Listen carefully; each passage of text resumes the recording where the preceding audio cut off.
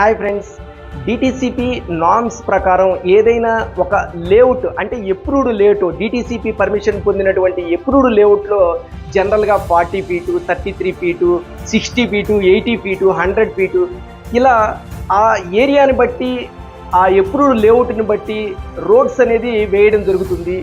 ఈ రోడ్ల నిర్మాణం ఏదైతే ఉందో ఈ 40 ఫీటు, 60 ఫీటు, 80 ఫీటు, 100 ఫీట్ అని మనం ఏ విధంగా అయితే చెప్పుకుంటున్నామో ఆ రోడ్ల విడ్త్ ఏదైతే ఉందో అది కంప్లీట్గా ఆ ఏరియా మొత్తం ఉండదన్నమాట. దానిలో లెఫ్ట్ సైడ్ ఒక 6 ఫీటు, రైట్ సైడ్ ఒక 6 ఫీటు అనేది మీకు ఖచ్చితంగా సైడ్ వాకింగ్ ట్రాక్కి ఖచ్చితంగా వదలాల్సి ఉంటుంది. ఈ సైడ్ వాకింగ్ ట్రాక్ అంటే ఒక వీల్ చైర్ పట్టే విధంగా ఉండాలి.